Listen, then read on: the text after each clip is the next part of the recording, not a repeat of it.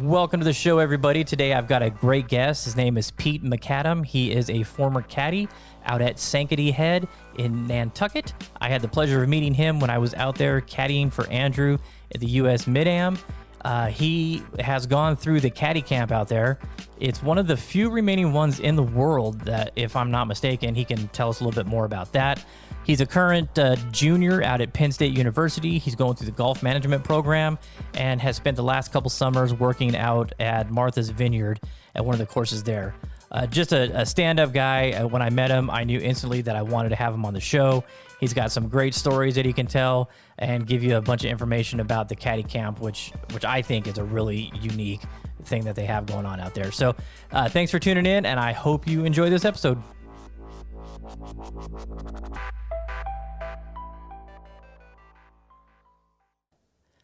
So I would like to welcome Pete. How do you say your last name so I get it right? Macadam. Macadam. Okay, I did say it right then. I did a little intro before this. So welcome, Pete, to the show. How you doing today, man? I'm doing awesome, Matt. How are you? Good. So are you in Pennsylvania right now? Yeah, I'm in State College. Just finished up class for the day, so just back now at my place. Nice. So you're on campus? You stay on campus? No, I'm actually just off campus, but it's nice because Penn State is pretty much divided by one main road. So I'm looking across the street to campus right now, but I'm technically off campus, so it's nice. Perfect. So do you go to the football games? Oh, yeah, of I'm course. So jealous. I've been a Penn State fan going back, 30 years. Joe Pa was just, man, it was an amazing time back then. So I'm glad to see them back, as a legit football program again. It's nice to see, and man, Happy Valley is just an unbelievable place to, I imagine, watch a football game, right? Oh, it really is. I mean, it's coming from, I was a Giants fan growing up, and even MetLife Stadium is only 70, 80,000 people. And coming here as a freshman and just being part of that school spirit and that environment in that stadium with 109 of 1,000 other people that are just cheering for Penn State. It's awesome. It's a life-changing experience for sure. And it's not exactly easy to get to, right? It's kind of remote, isn't it? Oh yeah, definitely. I mean, Penn State, if you were to, put a map of Pennsylvania out in front of you and put your finger right in the middle of it, that's where Penn State is. So around us is really a lot of farmland, a lot of Amish people. So it's really quiet. So you got to drive, right into the heart of the state to find this place. But right in the heart of the state lies a stadium that can sit 109,000 people. So where do 109,000 people come from? That's the big question. You kind of get a big mix at Penn State of like Philly and Pittsburgh. So a lot of people, a lot of family always come, a lot of alumni too. So it's really just a huge mix. And for all these people that are living around, middle of Pennsylvania, Penn State's our team. So everybody kind of follows behind the school and gets together for these games. Nice. Well, I didn't bring you on the show to talk about Penn State. That was kind of my own personal wants there, but so we met out at the U.S. Mid-Am. I was out there caddying for a buddy of mine, Andrew, and you were gracious enough to give us a ride from Mia Comet over to Sankaty one morning, and we started talking, and you got a great story. So tell on the golf side of things, let everybody know what you're doing at Penn State, and then we'll get into the Caddie Camp. Yeah, absolutely. So I'm currently a junior at Penn State in the professional golf management program. So basically I'm here to learn the PGA curriculum for teaching and coaching and how to be a club professional, as well as just getting the certification to be a Class A PGA professional. So I'm working with about 5 professors or so that teach around, I'd say 50 to 60% of my total classes that I'm taking over the 4-year span here, and just trying to become a better golfer, learn the ins and outs of like the PGA curriculum and get to that Class A level. What has been like the biggest surprise to you going through this program that you didn't know was going to be a surprise? I would definitely say the curriculum that the PGA has us go through. It's a lot of like work experience, and a lot revolves around our 4 internships. Well, I shouldn't say 4 internships. So as a PGM student, you have to complete 16 months of internship. So out of those 16 months, the curriculum really revolves around what the PGA is teaching us and how we can compare that to our time spent out on these internships and our jobs out there. So it's really based off the internships, and there's a lot of like amazing spots to go to for us. So it's really cool to see how that's such a big part of the curriculum. Do you have a place in mind that you want to go to once you're done and have your certification?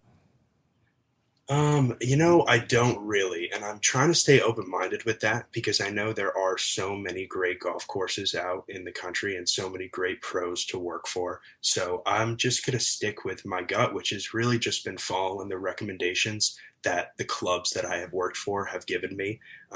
Just trying to stay in that close-knit group of people and just build my way up from there, and then, go wherever they recommend because, they've been right so far, so Yeah. I can't complain. A buddy of mine, Cyrus, he lives in Vancouver.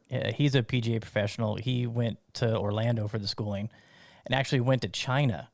And because the competition is stiff to get positions out there. There's only, there's so many people that are going through the program. There's only so many opportunities out there. So he went to Right. China and taught himself Mandarin and No way. actually ended up as the head pro at Shishan for 10 years. Wow. He's got a That's remarkable unreal. story. I'll send you his info because one of the greatest human beings on the planet, and he's gone Yeah. through it all. So he's got some incredible stories. So you got a awesome future ahead of you. Yeah, I definitely got to look into that. So what made you go the PGA professional route versus the player route? So personally, just growing up as a caddy and, around the game like that, I gained a lot of respect for PGA professionals. It's not an easy job. A lot of people think it's just you're out on the golf course, spending a lot of time out there, but it's brutal hours. And these guys, have families and whatnot and are spending 60, 70 hours a week out on the golf course trying to please a membership and do the best they can. And watching a couple really good pros as a kid do their job like made me think, this country club atmosphere is awesome if you can do it right. And I saw how these guys were doing it right. So I also knew I kind of wanted the 4-year college experience. And I wasn't at the time, my game wasn't great enough that I could have played at a school like Penn State. So it kind of worked out. The golf management program was like the happy medium for me. So I've been teasing the Caddie Camp a little bit on Instagram and our socials and stuff. I didn't even know what that was. Andrew had told me about it, and then one of the members that we met showed us where the camp actually was on the course there at Sankaty. How did you get into that? What was the story that led up to getting it? Well, explain first what the Caddie Camp is, so people, because I'm sure they're probably wondering when I've been talking about it, what the hell are you talking about? So explain what the Caddie Camp is, and we can go into how you got involved in it. Yeah, absolutely. So the Sankaty Head Caddy Camp is the last remaining caddy camp in the world. And the caddy camp has been there since the beginning of the club. And basically all it is it's 4 buildings, I should say, or we call them huts, filled with about 60 campers a summer that are there to caddy. It's a wide range of kids, anybody from all across the country. I've met a kid from Germany before. So it's a wide variety of people, and we basically, you apply, and it's a bit of an application process. They check into your grades. Education is definitely the most important part about it. Golf is not first, that's for sure. They can teach you how to be a caddy, but they really want kids that are working hard in school. So you apply through the application process, and then they go through, I think it's about 2 interviews, depending on your subject and how they're doing. And from there, you either get accepted or whatnot, and you get there in the beginning of this summer, and you caddy for about 10 weeks. And it's a hard topic to explain because it really is a lot more than just a caddy job for the summer. It's a really amazing experience to be able to meet kids from all over the country and spend the summer with them on a small island like Nantucket, and just really get close knit with as diverse as it gets of a group. So it's unbelievable. So how many summers did you work there? So I was at the camp for 4 summers. Oh, wow. Yeah. So, and when does it start and when does it end? So it usually starts around the end of June June like 21st, I believe, is like your average arrival date, and then it ends around August 23rd. So it's Yeah, 10 weeks in a row, basically. exactly. Yeah, it's a full summer, just enough time for kids. They have to kind of forecast what a summer's going to look like for kids across the whole country. And they understand a lot of kids play fall sports and stuff like that. So those are like your average arrival and departure dates. So is the caddies there? It's not just the caddy camp. Do they have other caddies as well, or are the caddies for the course only at the camp? The caddies for the course are only at the camp. You have to be part of the camp to be a caddy at Sankaty Head. So and are caddies required to play, or?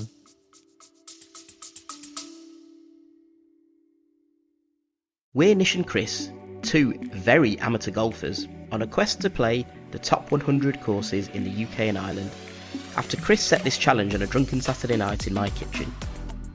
Join us on our frequently humorous journey of a lifetime as we grapple with the logistical and financial challenge of playing some of the best courses in the world, as well as grappling with our games, because let's face it, it's never just about playing. Sometimes the score matters too. Listen to the Top 110 Golf Podcast wherever you get your podcasts.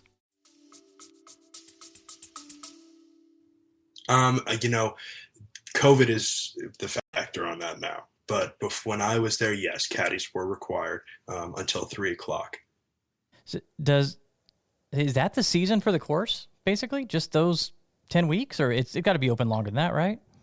It is open a little longer than that. I mean, as you saw, Matt, there were still a fair amount of members that were showing up at the Mid-Am and stuff at Sankaty. So they hang out till like the end of September. And then, it's your usual summers up in New England and winters in Florida crowd. But they're usually, people will get there a little earlier. But yeah, that's like the core of the season. That's all the tournament season, at least. So if a member is in Nantucket in March, they're not playing golf? It's brutal weather up there. Oh, is it really? Oh yeah, it snows big time. So it'll be snowed out for sure in March. And so the snow doesn't go away or the bad weather doesn't go away until June? Well, it ends up turning into like a bit of a rainy summer or April. And then by May, I'd say everything is starting to blossom. And then the course, I think in around like mid-May is the point where people are trying to get on there and the golf staff is all back and getting together. That's wild. It's pretty crazy. I'm so spoiled out here. In the desert, we can golf 12 months out of the year. It's cold and windy today. The high is like 65. It's kind of an anomaly for October because it's normally beautiful. But by the end of the week, it's going to be in the 80s again. And I mean, I've played shorts in January and February out here, so it's wild. It's hard for me to fathom. It's just closed. There's just no golf going on. Yeah, that's crazy. It's crazy. It is crazy. But it just makes that, those summer months that much more special. And with the whole course really comes together around that time too, because you got 60 caddies showing up around in the span of like 3 days. So the whole facility and grounds get pretty populated right around that time. And how is the membership? How are the people there? I know some clubs are kind of stuffy and hoity-toity, and then other clubs are real loose and lax. We've got a couple here that are real high end that, it's wild, the membership, and a couple others that are pretty laid back. But there, being on the island, it seems like the members are kind of almost have to be laid back, right? Right. Nantucket is a great place and it's a vacation spot for a lot of these people. So people are coming up there generally in a positive mood to vacation and spend your summer up there. But the membership at Sankaty is truly unbelievable. I'd say it's one of a kind. The people there are so passionate about the Caddie Camp and have really given so much to me and my fellow caddies that it's what makes the whole course and the whole staff and membership and club really like so special, because they care so much about the camp and are willing to financially and just out of good word back it. And it's perfect. They're really great people. So how much a summer are you making? And, that is a question that I've gotten from buddies and people all along the way. And my answer to you is that it was truly up to me. at Sankaty, the Caddie Master too is someone who had gone through the Caddie Camp. So someone that was handpicked and trained how to be a Caddie Master through their experiences at the camp. So everybody knows each other, and the Caddie Master knew the kids that wanted to work and that wanted, those 36 whole days. So if you wanted to work hard in the summer, you can make up to $10,000 pretty easily. But then again, that is 7 days a week doing, 36, 3-4 times a week. So it's a lot of work, and it's not money that's definitely not given away. It's earned. Yeah. So did they cap you on how many rounds you can work? No. No. Oh, wow. No. Yeah. So it's up to you. That there'd be a lot of kids on Sunday afternoons that would just not want a caddy. But if you wanted that second one, it was always an option. And the Caddie Master, he would reward you too. He'd give you like one, how it is, right at like 7:30, 7:40 in the morning. Do your second one at like 11:30, and you're out of there by 2:30. So it's perfect. So of all the courses you've played around wherever you've been, where would you rank Sankaty on the list of your top courses? Would it be up there? Yeah, and I mean, I definitely have a biased opinion towards that. Of course. Just because, like, being out there for that mid-am was almost like a euphoric experience for me, because walking around those, like, grounds and just stepping on places that I've been in my past 4 years, and a lot of sparked memories came back because of that tournament. So Sankaty is definitely up there. Plus, as you saw, it was in phenomenal shape for that tournament, and it's right on the water. It's right on the water. It's beautiful. So the nature and the scenery is terrific. And then when the grounds and the actual turf, which shout out to that turf staff for the mid-am, because they absolutely killed it, and it was awesome. It was unbelievable. I was blown away. I've been to Cabot, I've been to Bandon, I've been to Torrey Pines, and here at Shadow Creek here in Vegas. I've played in Hawaii. But that was unlike anything that I had experienced before. The rolling hills, the dry fescue between the lighthouse, the clubhouse. I mean, it was really majestic, and walking around there, I mean, the USGA does a fantastic job making it feel like a big event, and it is a big event. But right. we really felt like we were doing something special there. 100%.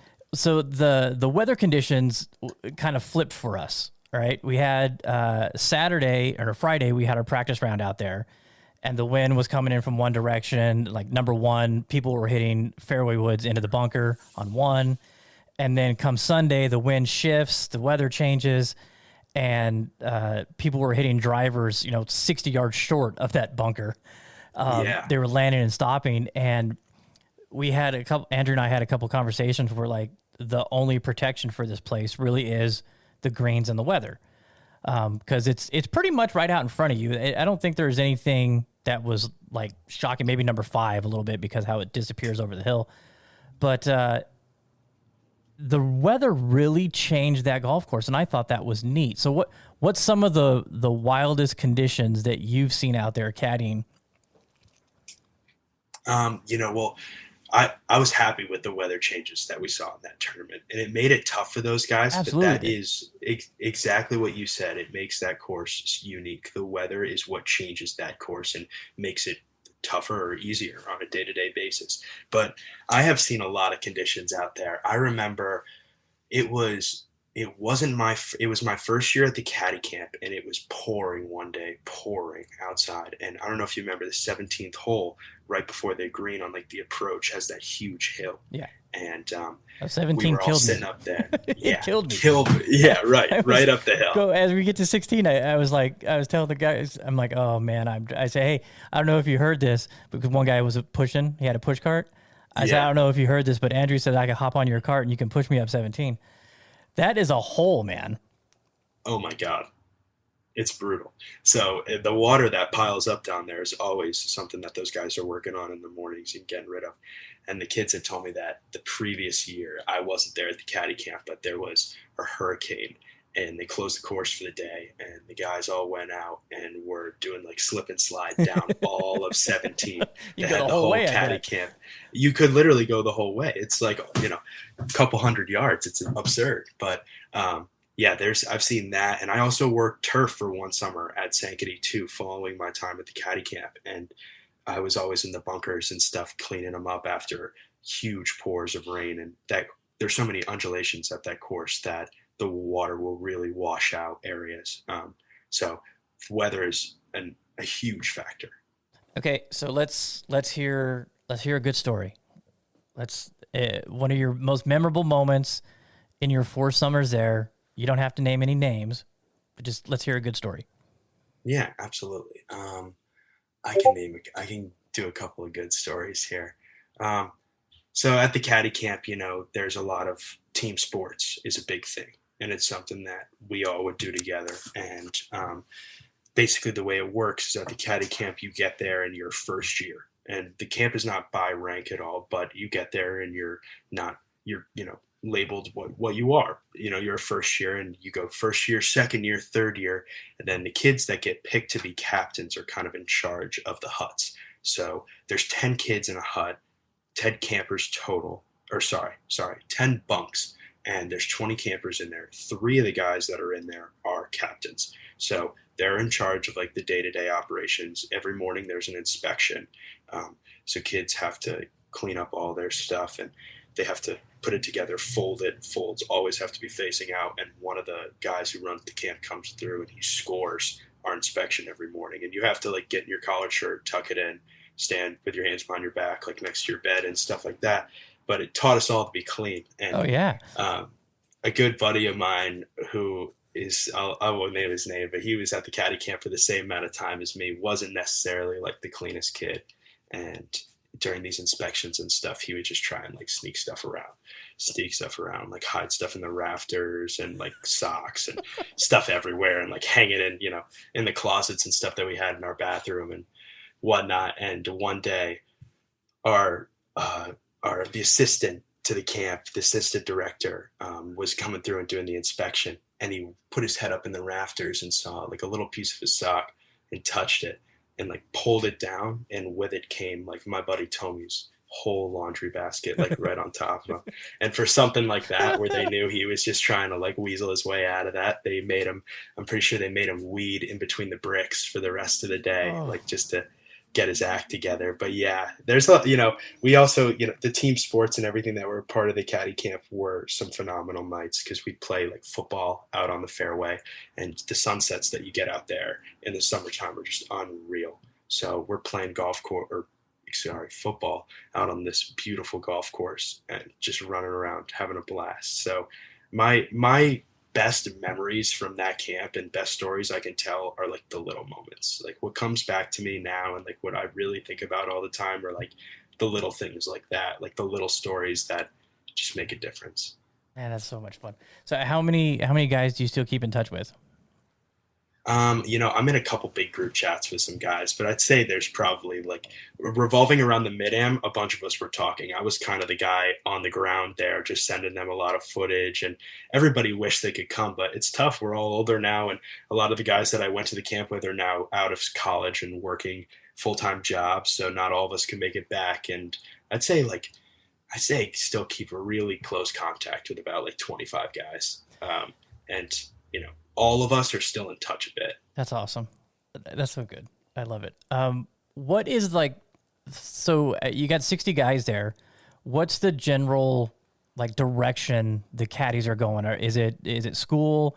Is it golf? Like what you're doing? Is it, wanting to be a caddy somewhere else and just do the caddy life? What would you say it is? So the camp definitely promotes the best out of everyone. So while you're there in the summer, they're also providing SAT tutoring for kids to get their SAT scores up. Wow. So you're doing that for I believe it's 6 weeks, once or twice a week, with a group. So you're bettering yourself through that. And then in my time at the camp, I saw the Evans Scholarship Program really get promoted from within the Caddy Camp, because it is the last Caddy Camp left in the world. So scholarships become a huge part of the camp. Anybody that can qualify for it, they can't back them and recommend them. But you have to be a good student. You have to be in the financial need for it, and then you can get a full ride to. I'm not an Evans Scholar myself, so I don't know this information off the back of my head. But I want to say it's like almost 20 schools now they're in, and Wow. they'll send you to college for 4 years for free if you're a caddy. So they encourage people to go to college, and a lot of the guys that I'm seeing now are going into the finance world. I think I have like 2 or 3 buddies that are living in Lower Manhattan, like doing that now.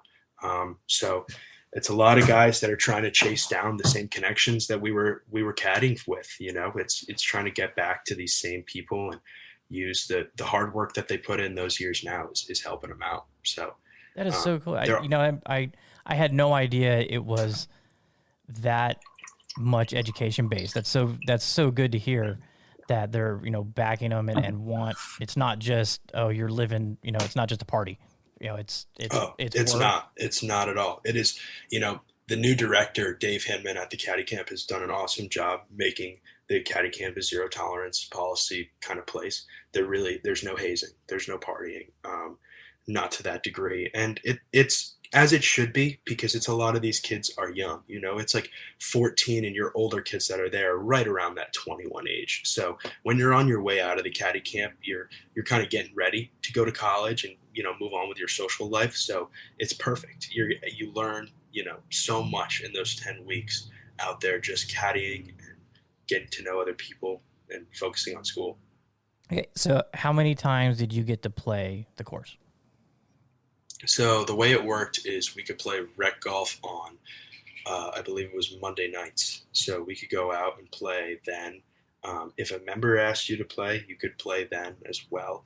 But really, like, you're so busy that, and I'm sure you know how it is too, Matt, it's tough when in the golf industry, if you're going out and playing, you really, really got to be passionate about it because you're tired after working a full day. Oh, yeah. So we'd go play on like Monday nights or try and get in a few holes here and there when we could.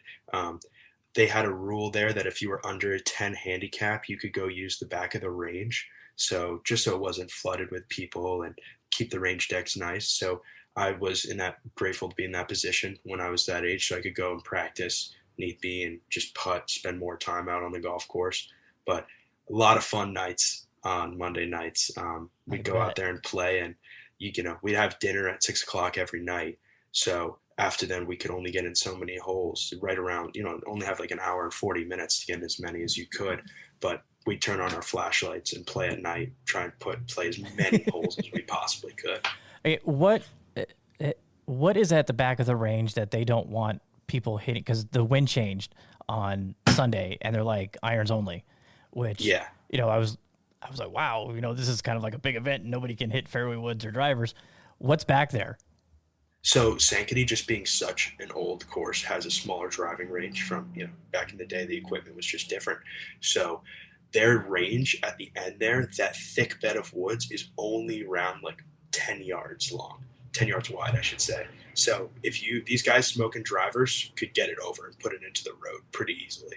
So there's houses and everything back there? Oh, yeah. There's a little road that goes through right behind it. So, like, cars would be getting pelted. Pelted? Oh, that's hilarious. Okay. What is your favorite hole on the course? My favorite hole on the course is 4. Oh, the uphill? Right? 4, the uphill there. Yeah. Well, they played that as a par 4. It's a par 5 for the members, 4. Right? Exactly. And the members usually play from that same tee, though, that those guys were hitting from. Yeah. But it's great because you got, Jack Welch is living right off there, or, rest in peace. He was a phenomenal man who has done unbelievable things for the Caddie Camp and really promoted it to an amazing branch of people. But he has since passed away, but he had a home right there on the 4th tee.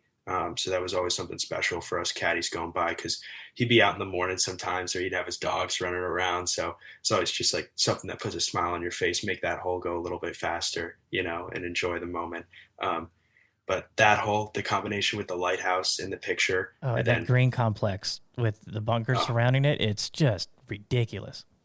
Yeah, it's unbelievable. So it really is. Is there any ghost stories on the course? Because I'll tell you why. I had a really weird thing happen. So on the practice round on Friday, we got to the 4th green, and then you got the little hill that goes up to the 5th tee box. And so I was standing up there, and I was recording some video, right? And then I recorded some tee shots of the group, and then I recorded Andrew's approach on 5. And then when we got to 6 is a par 3, so 7, one of the girlfriends of one of the guys that was with us goes, "Hey, can you take a picture?" She goes, "Nothing that I recorded back there at the lighthouse recorded." I said, "Yeah, no problem." I said, "Well, let me send you what I took of I can't remember his name." And I looked, none of the photos and none of the videos I took recorded from the 5th green tee box, from the 4th green to the 5th green tee box to the fairway. None of it recorded. And I'm like, and she looked at me, she goes, "That's kind of creepy." And I said, "No, that's not kind of creepy. That's really creepy that both of our phones didn't record anything around the lighthouse." So is there any ghost stories? Not that I've heard, but there's so much history at that place, you never know. I imagine. But up by that lighthouse, that's pretty crazy. Yeah, crazy. It was creepy. So have you ever seen anybody hit the lighthouse? Oh yeah. Really? I've seen a couple. Oh yeah, I've seen a couple of rope hooks into the lighthouse. Wow. But yeah, there's always people over there too, like because there's a little public trail that people can go take pictures next to the lighthouse. So it always gives everybody a good laugh when somebody hits one over there. But I actually, on that same hole, on that same premise there, one time I was caddying, and it was, as you saw, the fog gets ridiculous out at Sankaty Head. It's super thick. You can't see, we couldn't see 20 yards feet ahead of you. It was ridiculous. Yeah, it gets insane. So one of the older guys that was at the club hit a pop fly up into the air, and none of us could see it in the 4 caddy spot. And it came down straight on the top of my foot at Sankaty. And it stung so bad. I had to take a minute, give the other guy 4 bags and just give myself a minute. But yeah, it's a cool hole. That transition from that green complex to the tee with the lighthouse and then the blind shot, it's pretty cool. And then when you're standing there looking down at the 5th green, it's so good. And then when you get down and looking back, the visuals are just, there's so many.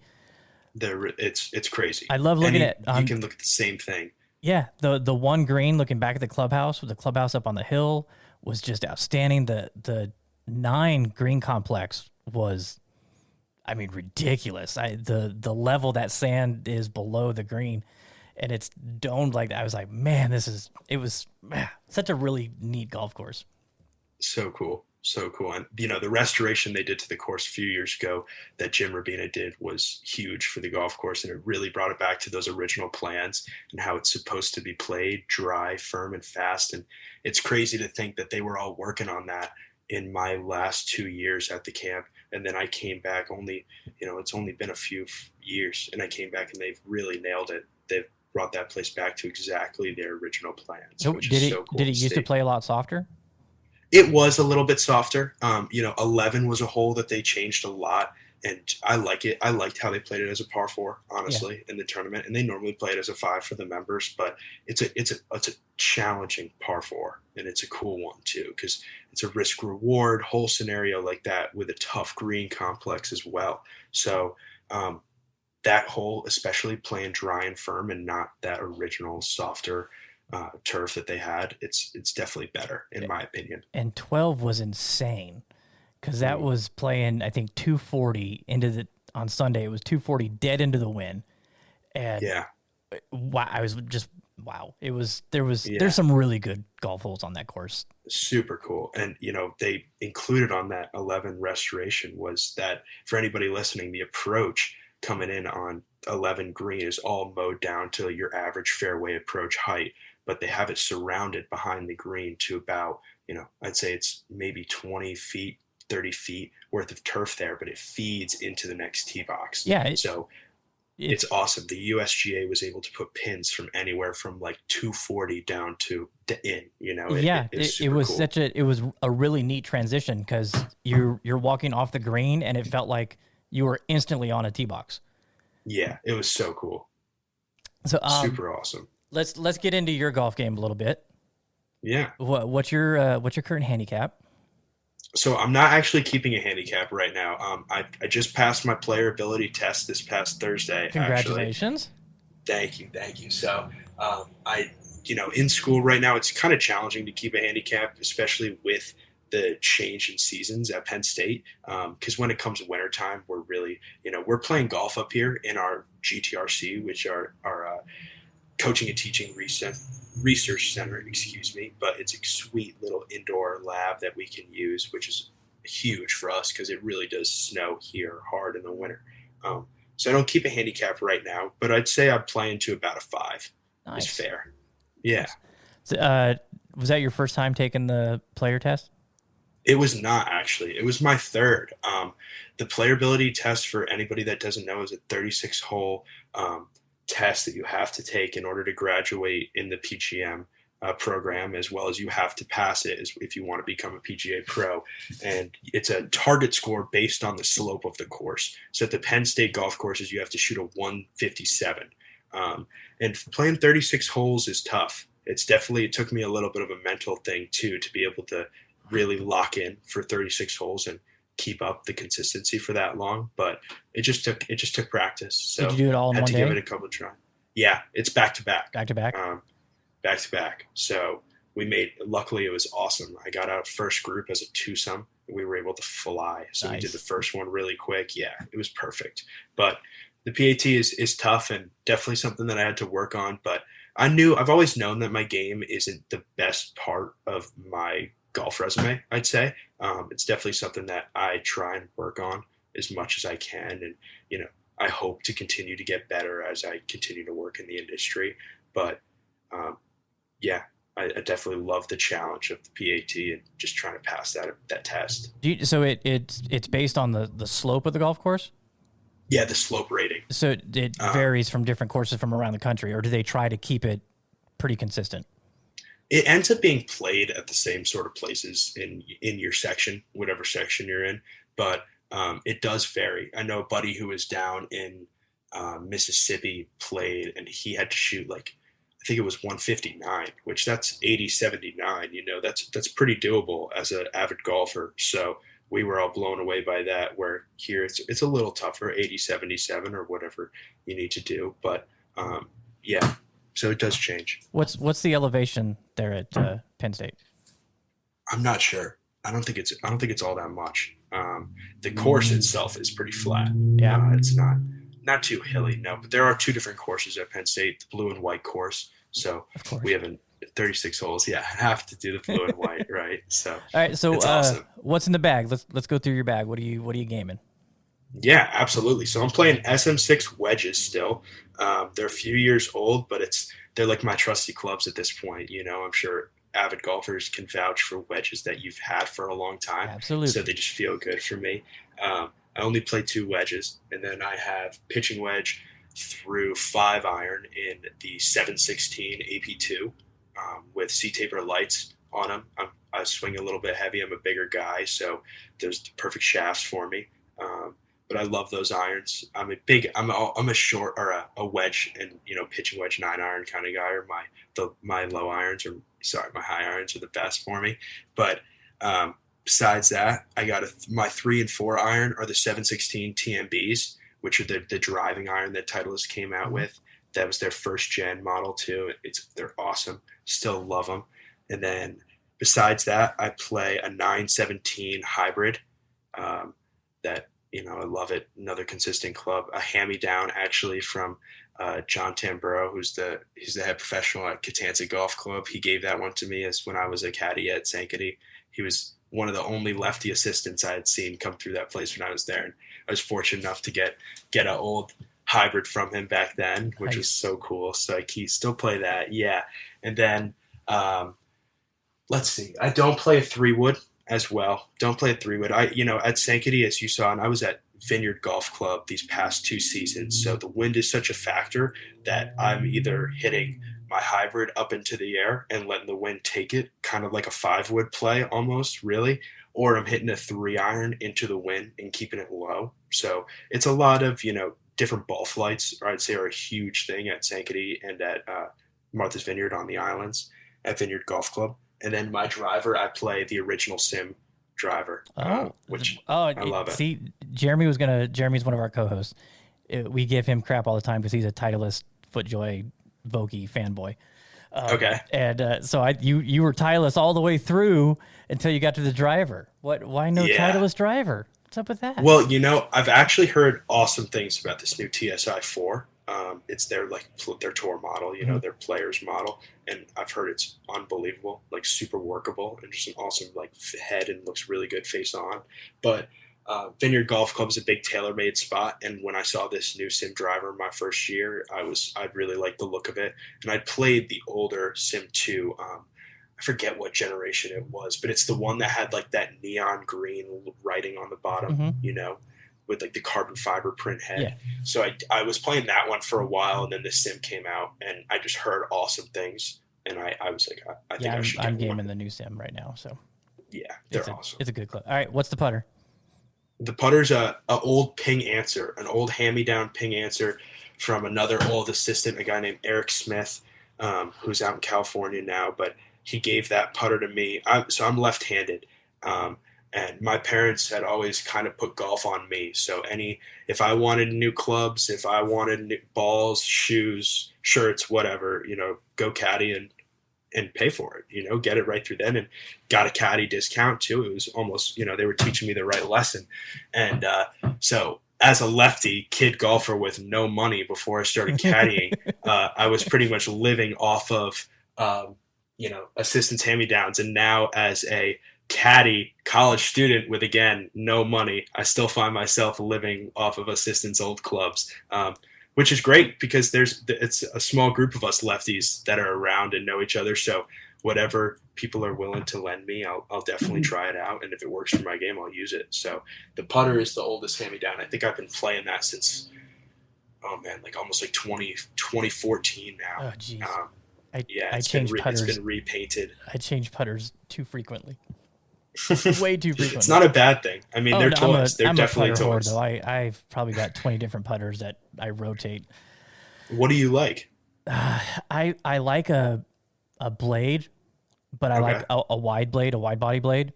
I've tried mallets, just have never. I like the look of the Odyssey 7, but if you're familiar with the Toulon Vegas, how it's got the square back end, I like that. So when PXG came out with their Bat Attack model, I got that and just went back to the blade. And so right now I'm gaming. I work with a brand called Ricky Johnson Custom Putters. He's out of Texas. Okay. And so he just sent me one of the new wide body Plumber's Necks, and it's a tank. And I'm short, so my putters are normally 32 3/4 to 33. And so it's hard for me to find a putter head with the weight to get me to that E0 swing weight that I like. And so he's just shipped me this a couple weeks ago. I put one of the stability shafts in it, and it came out E8. I was like, whoa. Holy crap. So that was at 33 1/4. So I trimmed it down to 32 3/4, and it's right at E1 right now. So nice. And I've been rolling it really well. It's hard being short to find a putter that's got feel with weight, you know, because most all the putters that I have are, you know, like in the C8 to D3 range, and I like the heavier head. Yeah, I get that. I'm for so sure. finicky. I have a Logan Olson made a long neck for me that I absolutely love. It's just a thing of beauty, and it's just a 350 gram head. So I had one of the LA GP 135 ounce shafts. We added 75 grams of tungsten, and I put a 120 gram grip on it. And it's like C2, but it feels, you know, it's 700 grams. You know, it's a heavy ass That's putter. a club. But it feels, it's got no swing weight, so it's hard for me to putt with. Interesting. Yeah, putters are such a preference, and it's crazy to see how like technology is just evolving in the game, especially. It's unbelievable, and there's so many good little boutique manufacturers out there that are doing some really high quality work. What I love about it is it's making the OEMs like reevaluate the stuff that they're doing. It's not all research and R&D, you know, for like Ping and Titleist and TaylorMade and all those guys. They've got the budgets to do all that, and these little guys don't. So the research and development, there's something behind it, but there's also something about loving what you're putting with. 100%. I mean, at the end of the day, it's a finesse thing for sure. Like the spiders right now from TaylorMade, they're all the rage. Everybody loves them, and they roll the ball fantastic. I just can't look at it. I just can't look down at that. And so I'm glad to see like Odyssey when they bought, or Callaway Odyssey when they bought Toulon, they've started incorporating some of those small batch builds. It's pretty unique. So the putters, man, we could talk a whole nother hour just on putters. All right, last thing, what's the ball you're playing? Pro V. Pro V 1. Good choice. Good ball. Yeah. Good ball. Well, hey, Great man, ball. I want to thank you for coming on the show. I hope this opened up a lot of people's eyes to the Caddie Camp and what Sankaty is doing out there. It's a remarkable program, and I'll have in the show notes links for people can find information about it. And they have no plans on getting rid of it, right? No, never. I mean, that camp will be around as long as the course is there. So it's a special thing. If people want to check it out, I know they have a website, and that'll probably be down there in the description or the comment section there. But it'll be perfect. Yeah, it's an awesome place. A lot of history there, and a really, really special place. Well, good luck to you with your PGA program. You got one more year, right, at Penn State? One more year at Penn State. Go Lions. If you ever get out into the Vegas area with your adventures in the PGA world, we got a show here in Vegas every year. Oh yeah. So you'll have to come out, and then we'll get some desert golf. Have you ever played out in the desert at all? I've never. Wow. Okay, yeah. I know. So it's an experience. So that'd be awesome. Did you catch any of the CJ Cup that was taking place? Oh yeah. Yeah. So that's on the west side of town. I'm on the south side of the valley. But watching all those guys get in the desert and have to straddle plants and move rocks and damage the bottom of wedges, I was like, ha! Welcome to my world. That's awesome. All right, Pete. Well, have a great week. Thanks a lot for coming on, and we'll be in touch. Yeah, thank you so much, Mash. Thank you.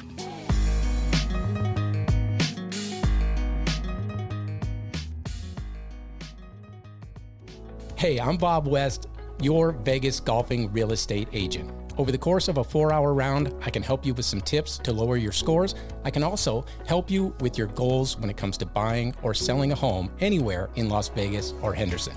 Reach out to me on Instagram at @TheBobWest, or just send me a text at 605-881-5481. Give me a call. Let's play around. Golfers, it's time to tee it up at Las Vegas Golf Superstore with Mizuno irons and wedges. The JPX 921 Hot Metal Pro, Tour, and Forged irons offer Mizuno's fastest ball speeds ever. And the new T22 wedges feature 4 different sole grinds for varying techniques and conditions. Come in and get custom fit today. Las Vegas Golf Superstore, home of the 90-day satisfaction guarantee, and shop online at worldwidegolfshops.com.